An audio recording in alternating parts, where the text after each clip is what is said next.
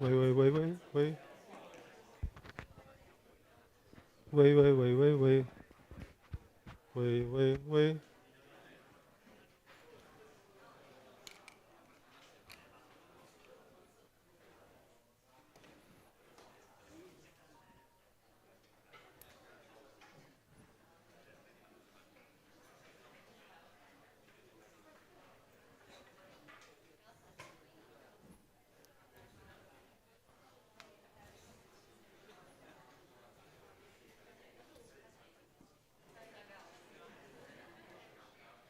哎，那个隔壁的同步啊，那有这个，好好好好好好好。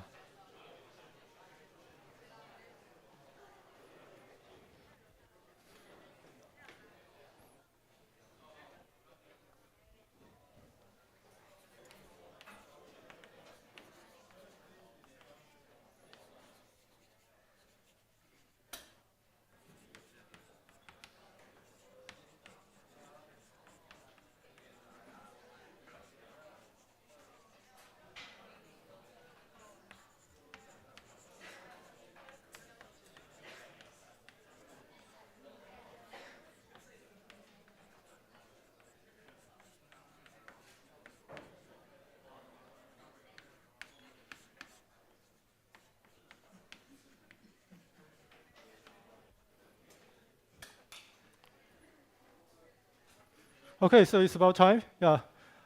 So before we start, I noticed that we have probably more people than seats in this room. So let me just explain that we actually reserved two rooms. One is this room. This room will be called the main room. So in here, I would like to make a request once and for the entire semester. In this room, in class, 上课时间 in class, please, I ask you not to eat or drink, and the only exception is water, H2O. Okay, so that's in this room. Yeah. But in the meantime, I understand that this is shortly after lunchtime, and it's beginning of a semester. A lot of times the restaurants are all full of your fellow students, so it's hard to get to finish your lunch before class. I understand that. Okay, so if you need to eat or drink or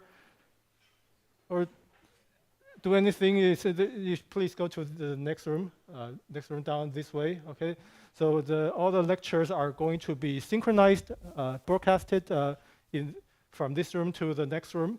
So you will be able to just receive the lectures in a more relaxed way while eating, or even, I don't know, talking to your classmates, criticizing the professor in the next room, but not this room, okay? So in this room, please, no food or drink, okay, except water, right? Is that clear? Can we agree on that? Can we try to agree on that? So in the meantime, so people in the back, you are welcome to try to go to the next room, or you may also stay. It's fine. Yeah, it's fine. You can stay, or you can try to experience the next room, right? Okay, good for you. Thank you. Yeah, either way, right? Okay, so let's start. This is EE 3660, Introduction to Digital Signal Processing. And my name is Yiwen Liu, my Chinese name Liu Yiwen. And we are at the Electrical Engineering Department of this university. And a bit about myself. So I got my PhD degree exactly 20 years ago, in January actually. So that's where I got my PhD from the EE department at Stanford. And my thesis, since my PhD time, I've been working on signal processing. So my thesis topic was about audio watermarking. Audio is signal processing, okay? Inshun audio, that's my specialty. And since then, I did 4 years of postdoc training somewhere in America before I came back here in 2010, where I started my position at NTHU in 2010. And over the past 16 years or so, I've taught quite a few courses, for example, probability and linear algebra 4 times, 5 times, right? And I also taught PDE and complex analysis 3 times, and PDE numerical method for 2 times. And also, this is going to be the 6th time I'm offering this course, Introduction to DSP. But in the meantime, in a few years, in some other years, I offered DSP, digital signal processing. I offer the graduate level, 研究所的. I also offered a graduate level DSP in the past 7 times. And I have my own graduate level course by the name of, it's about audio signals, more than 10 times, that's my specialty. And I also just taught some other courses in the past. So that's a bit about myself. And so that's an error. So let's first talk about, so in this next about half an hour, I'd like to go through the course requirement and what DSP is about, okay? So the first thing is about, what I just said. We'll meet at room 206, that's here, but this is incorrect. Okay, please, that's an error. So our overflow room for this year is this room, not that room. Anyway, so this room, the room in that direction, not 207, but 205. And we'll be using synchronous broadcasting. And one room, this room is the main room. The other room is the overflow room. And lectures, all the lectures we promise you, will be recorded. And video will be edited and shortly available after the class, okay? After a class every week. So that's that. And the way I am going to offer my lecture is a mixture of PowerPoint presentation. Actually, not PowerPoint, but like screen presentation. I'm going to use this main screen all the time, while sometimes I will write on the blackboard. Okay, so both will be used. And also, lecture notes will be available beforehand, so including the welcome message as well as the first and second lectures. You should be able to download it, find them on EE class. Okay, it's already there, so those of you with your tablet or your iPad, please feel free to download the lecture notes from EE class, right? And what are the prerequisites for this course? I would say you need to know calculus, for sure. You need to know how to perform integral by hand, 积分嘛, and you also need to be, you're supposed to be familiar with complex numbers, complex number x plus yi, complex numbers, imaginary part, real parts. And if you are from, I think the majority of you are from EE department, okay, or ECS, 电子院学士班. Okay, so are you from ECS? The immediate prerequisite, the most relevant course, most important course before DSP, I would say is signals and systems. So if you have taken signals and systems, you are ready. Okay. Simply put, so if you have taken signals and systems, you are ready. But if you haven't, but somehow you've managed to learn these concepts by yourself, you are ready. Okay, so if you already know what is Z transform, you are very much ready. If you already know what is the convolution and what's the application scenarios, if you already know delta function, that's good. If you already know Fourier transform, you should be okay. You should survive. Okay, so that's a prerequisite for digital signal processing. And so with that, let's talk about then what roughly or exactly is DSP. What is DSP? I'm showing a workflow right here, but I want to say that before we jump into the workflow, DSP, I actually found it pretty hard to define what is DSP. What is signal processing? What is digital? Well, digital is a simpler question to answer. What is digital? Zeros and ones, digital systems. But what do you mean? What do we mean signal processing? That's a hard question to define. That is very hard to define that. Why? Because both the word signal and the word processing are vague. Right? What do you mean signal? Anything that changes in time can be called a signal. And what do you mean processing? Processing is like anything you make, anything you do is a process, right? Food processing is processing, right? So when we say processing a signal, it's actually pretty vague or pretty broad, right? It's not like bike maintenance, 修脚踏车, it's very specific, right? That's very specific. You maintain, you fix a bicycle, that's very specific. But when you say you process a signal, that's not very specific. Can you agree with me, right? So it's hard to define what exactly is signal processing. What is the field generally about? But just trying our best in this course, fortunately or unfortunately, in this course we are mainly talking about this workflow. So let me explain. So we will start by considering a signal, indeed, something that changes in time, where T stands for time, okay? Something that changes in continuous time. And then, for some reason, we need to first, while the signal is still in the continuous time or analog domain, we recommend you to use a filter, a low-pass filter, to pre-process the signal, so to avoid what is called aliasing. So we explain that. So after the anti-aliasing filter, now you have another signal that's still in analog, still in continuous time. Then you just use a C to D converter, where C stands for continuous and D stands for discrete. We'll convert the signal from continuous time to discrete time. That's called a C to D converter. And in doing that, you need a sampling period. Okay, you need to define how often you look at the signal. I will explain that. So then, after that, we are entering the discrete time domain, where the time index becomes integers. Here, x of n is 1, 2, 3, 4, 5 integers. Okay. All right. So that being said, in this entire semester, we're mainly going to focus on this part. Now we have a system which receives an input in discrete time and produces an output also in discrete time. So this is our main focus. That's what we define as digital signal processing inside this block, okay, inside this box.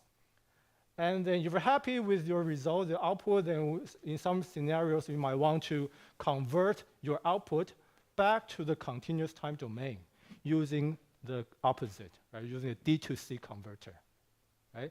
So now the entire workflow begins with an analog signal in time, and it also ends with an analog signal in time, where R stands for reconstruction. Yeah. So that's the main overflow for the entire semester. Okay? That's what we are going to focus in this semester. And in particular, we are going to heavily use this equation. So please take a look. Okay? We will spend a lot of time just to study and to design this equation. Okay? So this equation, you will take a look, where yn is right here, yn is right here. Okay? It's the output that your system is supposed to produce. But how do we produce it? We will look at the input, of course, and form a linear combination, where the bk and ak coefficients are constants. Okay?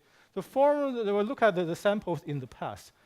We're going to look at up to n samples in the past, 过去的 n 个 samples. And then form a linear combination.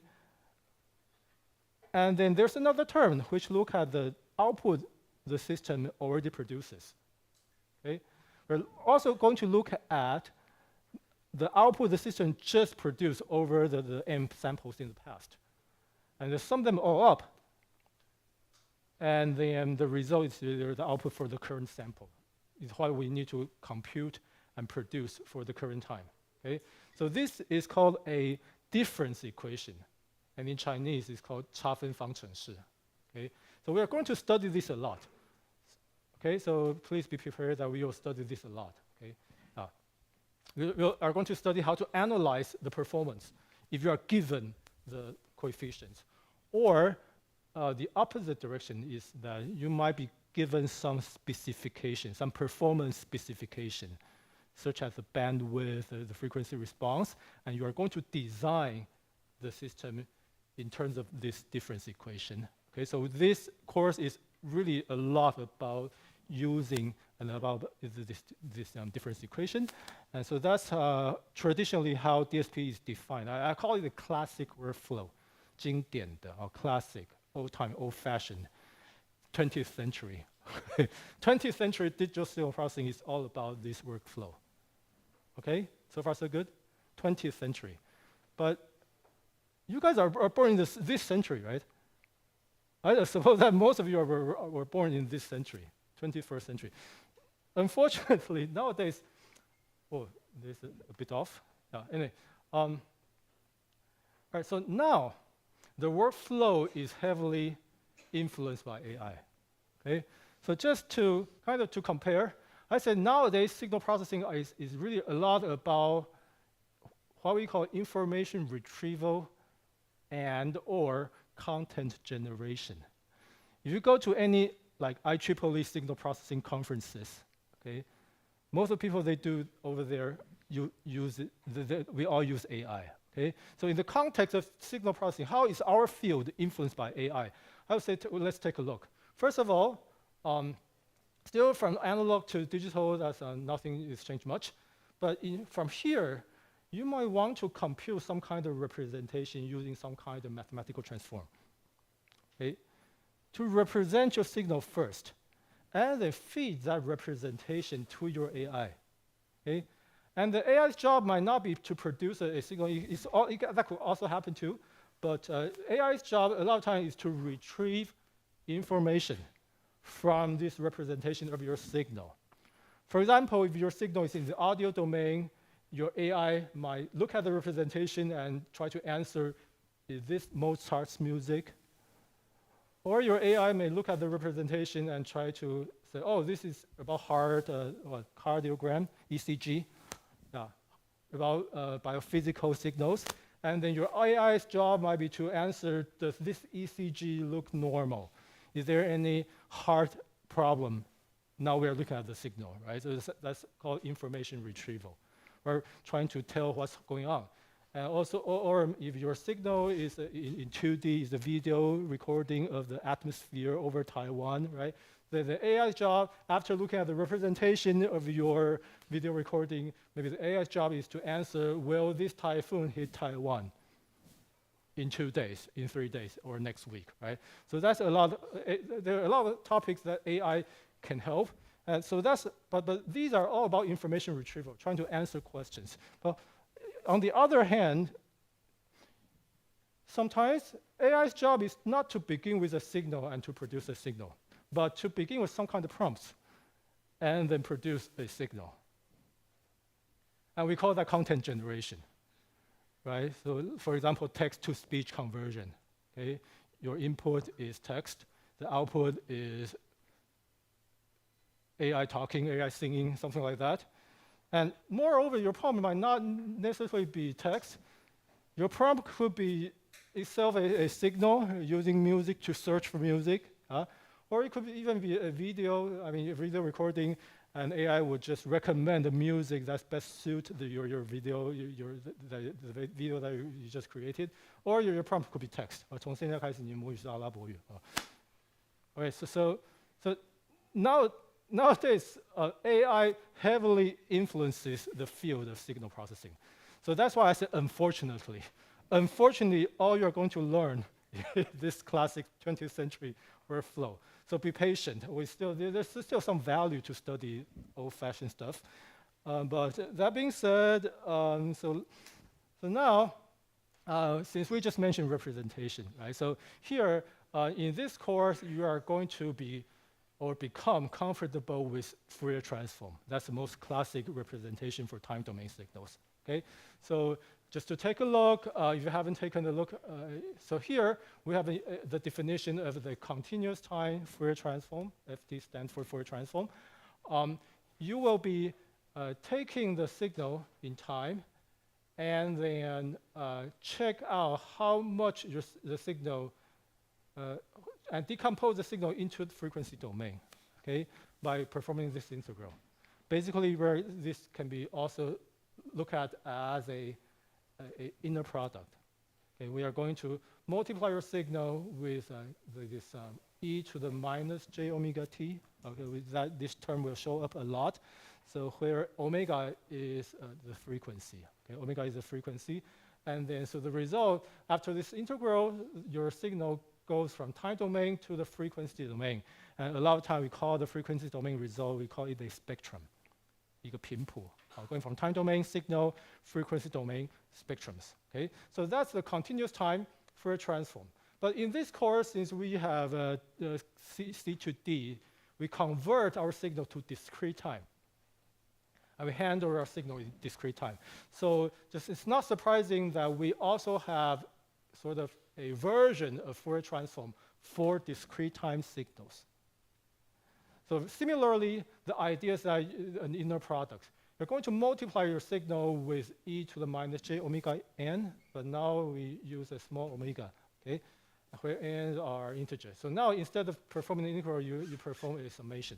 And the result is very similar. We go from time domain to frequency domain, resulting a discrete time version of a spectrum. Okay? All right. So we are going to go back to this definition quite a lot. And there are a few purposes I can mention. So because why do we need to learn discrete time Fourier transform? Because we are going to later we're going to touch on system design. What kind of system? We are going to study linear and time invariant systems. And it turns out that these systems are fully characterized by impulse response. And with impulse response, you can use this definition to see what's the frequency response of your system, the system that you design or now analyze. Okay? So the main purpose really is to study a system, how the system does to a signal, frequency response. So that's why we need to study discrete time Fourier transform. And later in this semester, we're also going to introduce a few different versions of Fourier transform. One has a very similar name. It's called the discrete Fourier transform. And a version, the fast version of it is called FFT, the fast Fourier transform.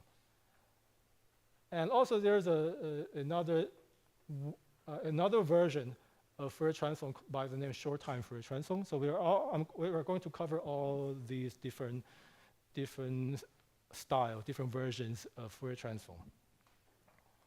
So next, I'd like to just tell you our textbook. The textbook that I recommend is written by Oppenheim Schaefer, two professors at MIT a long time ago. And this is going to be the third edition of their textbook called by the name Discrete Time Signal Processing. Okay? And just over the years, I've been focusing on a few chapters. We're going to mainly focus on these three chapters. Okay? Going to mainly focus on 4, 5, and 7. While we are going to, in this semester, we will also touch a bit on some other chapters from 6 to 10. Right? So that's mainly our coverage will be these chapters. Is that clear? For the first three chapters, for the first chapter 2 and 3, we are not going to cover in details, because if you take a look at the textbook, those are pretty much the same materials that you have learned from signals and systems, or equivalent to signals and systems. So this year, over the years, I've been just jumping right into chapter 4, mostly jumping right into chapter 4. So yeah, so we'll see how that goes. So far, so good? Yeah? Is it all right? Yeah, is it all right?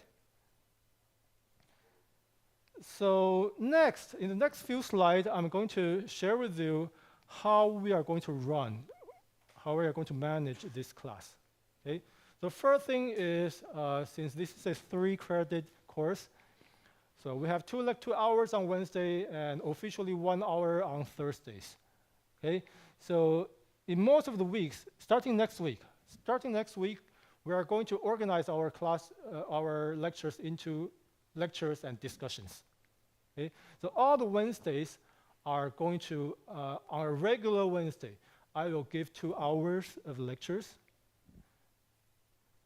But for Thursdays, starting next week, not tomorrow. Okay, tomorrow I'm still going to give a 1-hour lecture, right? But starting from next week, we are going to do all discussion. All the Thursdays are mostly going to be discussions. And there will be two kinds of discussion sessions. One is called FUD, follow-up discussions. And the other are going to be called homework discussions. Yeah. And also, Thursday discussions, over the year I found that it is good for all of us if we offer 1 hour of English followed by 1 hour of Chinese. Right? We're going to discuss the same materials, but I will offer 1 extra session in Chinese. Okay? So if you feel like you feel more comfortable to discuss stuff in your native language, in Chinese, please feel free to come to the second hour. But otherwise, we try to do the first hour entirely in English. Okay? So if you attend the first hour, be prepared that if you volunteer to show your solutions on stage, please explain your answers, your thoughts in English. Please expect that. I'm making this request because I know that we have a few international students in the classroom, quite a few, maybe 7. Yeah.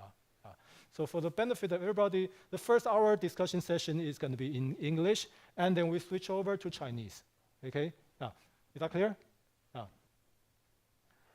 please choose one to attend. Right? Now.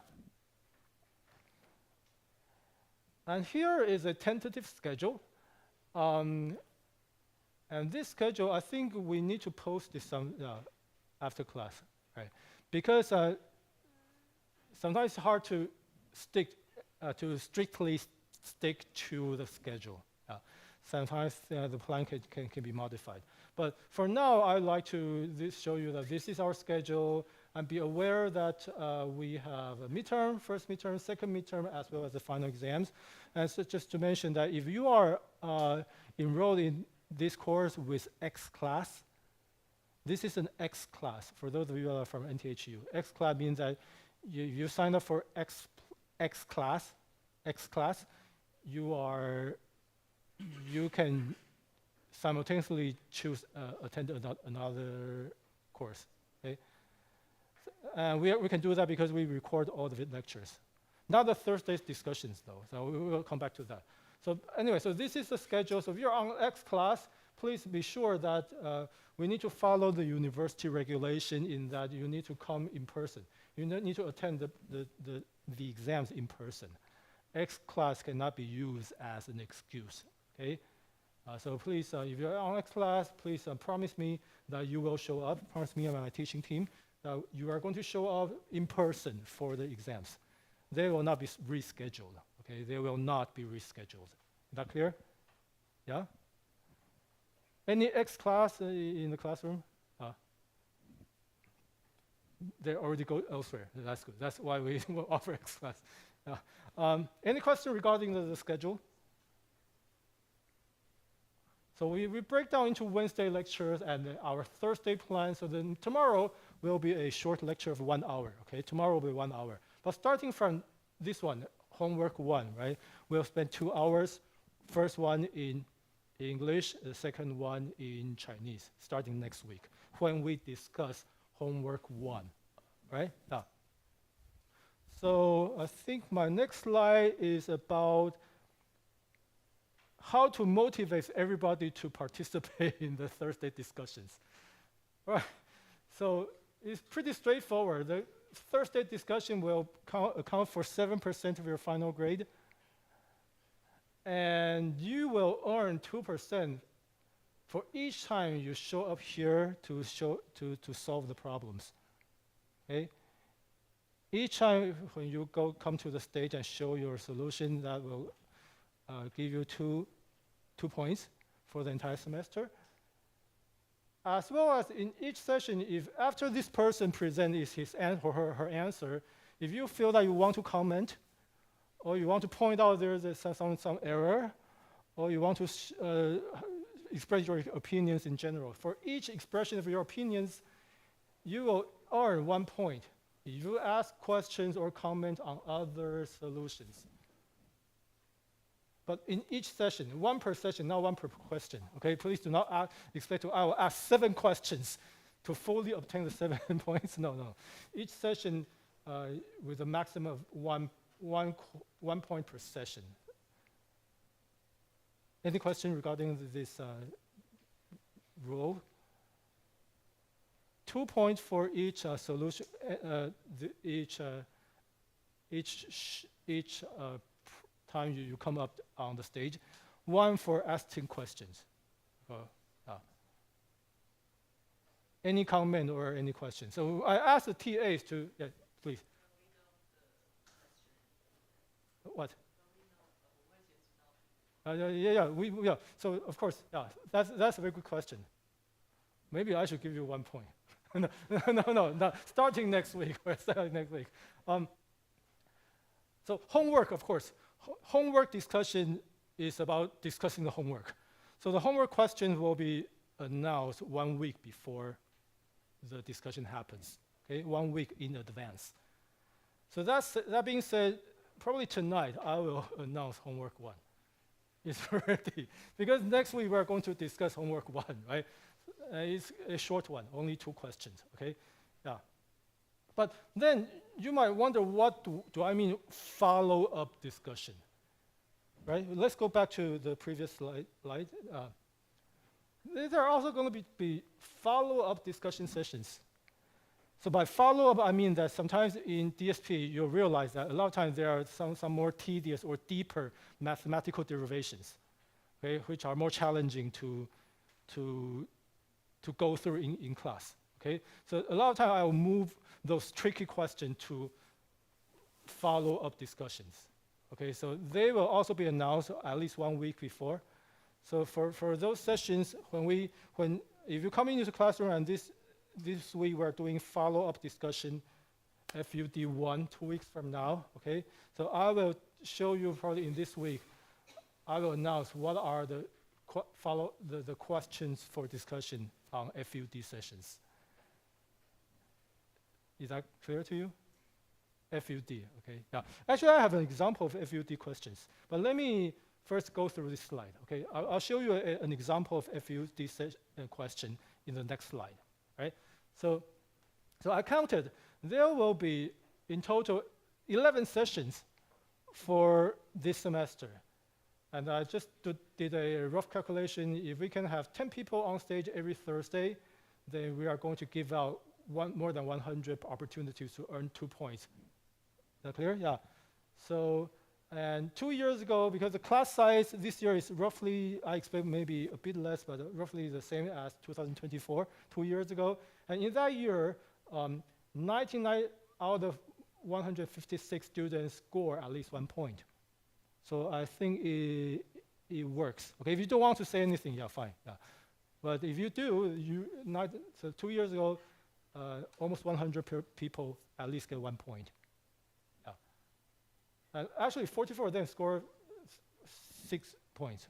Okay. In that year, the full participation is 6 points. This year, I increased it to 7. Okay. This year, I increased it to 7. And some technical details, the TAs, because then how do we decide who come onto the stage, right? To be fair, what if everybody wants to show up? Then we need a mechanism. So in the past, I've been asking TAs to open a link for sign up, right? A web page for sign up. And so we'll figure out the detail. And to sign up, so after you sign up, if more people sign up for the same questions, we'll do a random draw. Okay, we use a computer to do a random draw. And what? If too many people, yeah, the second point, if too many people sign up for the same question, the selection will be random. And then to go with that, those who haven't showed up on the stage will get higher priority. Please trust us. Okay, we try our best to be fair. But in case there's something doesn't go quite right, please report to us. Please give us some feedback and comment. Right. But that's how things work during the past 2 years. Okay, those who haven't showed up on stage are encouraged. Okay, to break through. Right, to break through. So yeah, so they will be given slightly higher priority than those who have spoken on stage. Okay, yeah. Does that sound about right? So far, so good? about the discussion session. So the next thing I want to show you is a sample question from previous years. So for example, 4 years ago when I taught the graduate level DSP, this is one of the FUD questions. Okay, which reads that I want you to show a proof of a mathematical theorem. Yeah, follow up, because this derivation might be long. Okay, so I want to see if you, so I move it to follow-up discussion, right? I actually give a kind of step-to-step guidance as to prove this theorem. So this part A, part B, part C. If you just complete all 3 parts, you complete the proof. So that's one example of an FUD question. And another example is I ask you to some external, I share with you some external reading materials from Wikipedia, and then I ask a question. Okay, so these are like, as I said, maybe mathematically more tricky answers, tricky question to answer. So it's deeper, it requires deeper thinking, more lengthy derivations. For such kind of things, we will move them to FUD. We move them to FUD, right? So the next thing is about homework. The homework will account for 18%, and they will mainly be handwritten problems. And I have a clear goal for when I design the homeworks. Okay, they are designed to help you with the exams. Okay, so they are supposed to help you with the exams. Clear? But that's for the handwritten parts. For some homework sets, we will also give you computer assignments. Okay, but the computer assignment mainly is not asking. We are not going to ask you to write a long computer program, but instead of that, they're not really computer homework, I should say.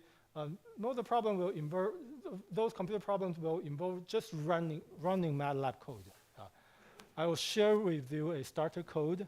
Just run the code, try to understand the code, and summarize what you observe. Summarize your observation. Okay, what happens to a signal when you listen to them, right? So not really computer coding homework, but they allow you to familiarize with the MATLAB environment for one thing, and especially for signal processing. So I'm still I promote MATLAB. I love MATLAB, okay? If that's a bit too strong. I love MATLAB. So I'm not a Python person yet. And so going back to the handwritten part, they will always be openly discussed on Thursday before they are due on Friday. Is that clear? Yeah. We discuss homework on Thursday, and that homework will be due the next day. We'll do the next day, which is the Friday. So that being said, our homework really is not meant to fail you. It will be openly discussed. And if you have if you are too busy with this homework, please just come and listen to others who are willing to share their solution. So I think that's a better kind of spirit to foster within this community, right? We want to be openly sharing our ideas, and we want to not mind that people copy my idea. This is just an undergraduate course, right? So this I've been trying. So the homework really is not meant to fail you, and so therefore we will not be rigorously check plagiarism. 抄袭啊, plagiarism. It's a bit strange, but here I'm claiming that I'm promising to you we will not rigorously check plagiarism. Because it's going to be openly discussed, right? So if we just copy the Blackboard solution and write it and submit it, you are going to still get the full score, right? So we're going to actually not going to rigorously check plagiarism, but kind of joking, when you plagiarize, please make sure you plagiarize the right answer. Right, is that clear? But in the meantime, I want to say no late homework is allowed. When we say Fridays 1700, That means what? Friday 1700. Okay? No late homework is allowed because done is better than perfect. In a lot of times, a lot of scenarios, done is better than perfect. And if you really have a hard time finishing part of the homework on your own, please seek help earlier rather than later. Send your email, seek help from your classmates, seek help from your TA, send a question to the professor, okay? Start it earlier rather than later, so you have a better chance to present your solution on stage, right? So hopefully this is how things has worked in the past. Hopefully it will also work for this semester, okay? We are not going to rigorously check on plagiarism. It's not encouraged, all right? Please be clear, I do not encourage plagiarism, but I encourage honesty, okay? Let's all be honest about our learning process, our teaching process, okay? So far, so good? Now here's a computer exercise example. Actually, this is your first homework, okay? In the first homework, there going to be this question, which I slightly modified from previous years. You're going to be given a file, a song, actually sung by this group, ABBA, if you know them. You're going to be given an audio clip, 一个音档, audio clip. And I asked you to go through the code and run these few lines, play the sound, and sample the sound, or resample the sound and listen to them, right? So that's a computer exercise. No coding, just to run the code. And tell me what you observe, tell me what you hear. So next thing is sort of a summary of all the grading components. So we are going to calculate your raw grade, denoted by G, capital G. And here is the combination. First midterm, 20%. Second midterm, 25%. Final exam, 30%. Okay? And then we have 6 homework, which in total will account for 18. And then there's the Thursday participation for 7 points.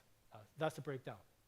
And for all the exams, you are allowed to bring in an A4 size cheat sheet, and you can write on both sides. Okay? Write on both sides. The key word is to write. Do not print. Okay? Do not use the smallest font and print. Handwriting only. Is that clear? Yeah. Cheat sheet, A4, double side, you are allowed to write as much as you want. And next point, your final letter grade. So after we calculate G, but let me just to tell you in advance right now that your final letter will not necessarily be the direct number to letter conversion. Okay? The university has a recommendation, right?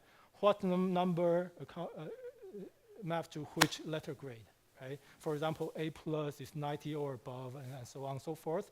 There are like some boundaries, the letter grade boundaries, but we are not going to strictly follow that. Okay? What I can promise that, however, we will preserve the ranking. Okay? We will sort your raw score, 排序, and we will preserve that ranking. That is, a person with a higher G will not get a lower letter grade. Okay, that's a theorem. So that's a rule we'll stick to. Anybody with a higher G will not get a lower letter grade. So that means the grade boundary, 界限, 分数 cut 在哪边, the grade boundaries will be determined by, so we reserve the right to determine those grade boundaries. Is that clear? The boundary hopefully will be lowered. Will be lower than the university recommendation, because that feels better, right? Is that clear? So, but we preserve the right. In the past, sometimes I need to raise the boundary. People are doing too well, right? And that really hurt in the past. So I'm trying to, I hope that will not happen this year.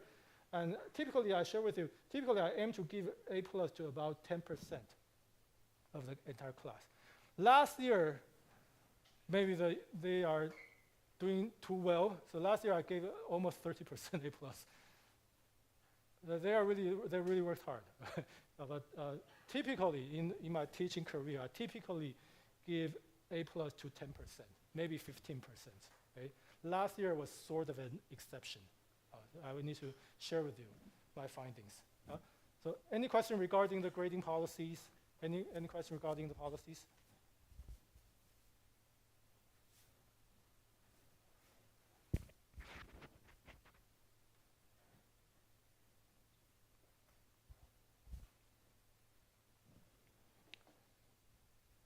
And TA office hour, etc., miscellaneous information. TAs, please say hello with your hand. And we actually have 6 TAs. Okay, so they are going to be in charge of various tasks, and they are mainly to help with your homework and all the gradings. All the gradings are going to be performed by the TAs. And I also asked TA to be available for their TA hours, and they will be announced. And your homework should be submitted through the e-class system. Last year we didn't have any trouble. I believe we didn't have any trouble, and nobody wanted to print it out. Okay, so please just scan your homework, handwritten homework through e-class. Or if you insist, you still prefer paper-based submission, let us know. And for that being said, so if you're an exchange student, if you're from NYCU, you need an account. Okay, so please create an account. Ask your TA for help. You need an account. If you need an EE class, that's the system. If you need an account, let your TA know.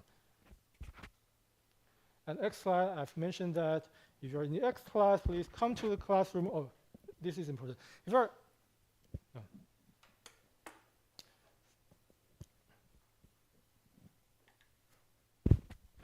So if you're in X class, please come to the Thursday sessions because they account for your grades, right? So if you cannot come to a Thursday session, that will hurt. Okay, that really will hurt. And also, let me mention again, you need to attend the exams in person, right? So here's my summary. This course will interest you if you want to learn Fourier analysis and filter design. Then this course will interest you. And this course should also be helpful if you are going to work with time domain signals now or in the future. Okay? If this is a career you're contemplating, this course will help you if your career is about time domain signals. And application fields are plenty, including communication, multimedia, biomed, remote sensing, right? Time domain signals. And hopefully you are going to touch base a little bit, by a little bit of machine learning in the end of semester.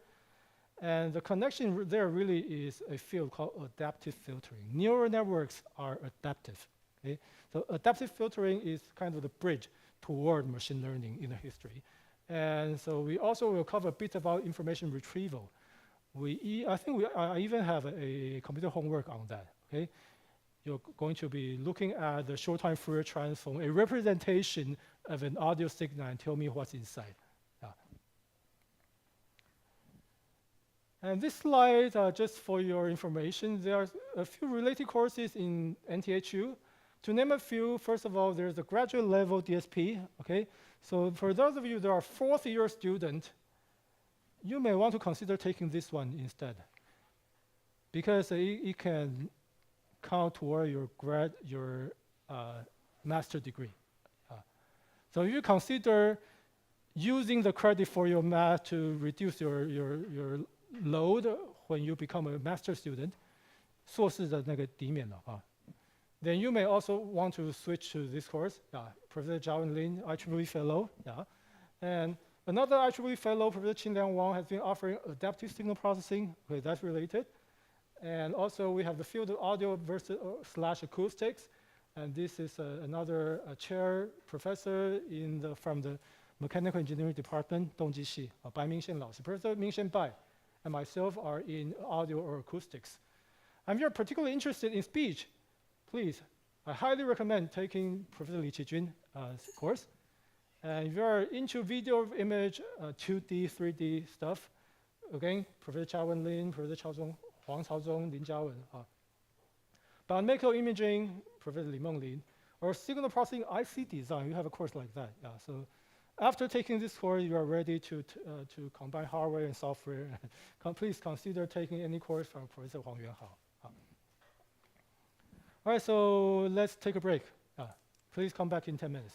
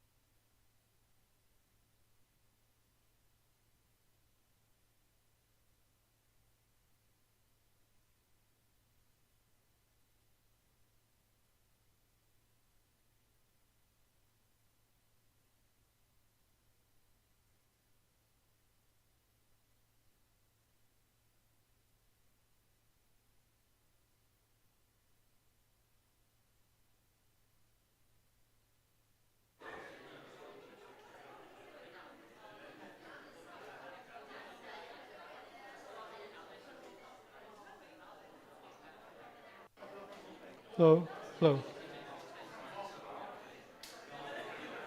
hello, hello. Yes. All right, so let's start lecture one. Lecture one.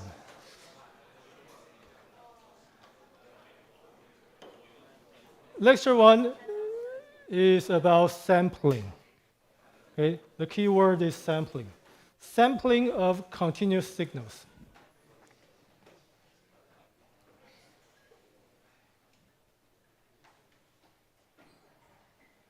So just to point out, we'll first talk about sampling in the time domain, and then we'll discuss what are the effects in the frequency domain. So here comes a very simple definition. Okay? Suppose that we have a continuous time signal with time t, x of t, where this subscript c stands for continuous. Okay? X continuous time, we emphasize the signal is continuous in time to begin with. And then this is the equation, this is the definition of how to make the signal to go from continuous time to discrete time. So this is where we read it. So we will look at the signal at n times the sampling period, where n are integers. Okay? And the result becomes a sequence, if you will. 变成一个数列了. The result becomes a sequence, x1, x2, x0, and so on. The result becomes discrete in time. That's why this signal is called discrete time. Okay? Discrete 在离散时间的. Time becomes discrete. So usually I would just draw a very simple kind of sketch. Suppose that this is your continuous time signal in time t. So what we're doing right here is to look at the signal one time, and then for every after time a period of t, look at the signal again. So let's say if this is x0, the next sample becomes x1, and so on and so forth, right? So we just wait for another time period t, then we take a look again, then that becomes x2, and so on, and this might be x of n in general equals to the continuous signal sampled at n times the sampling period, where n is integer. N could be any integer, right? N can also go negative in time.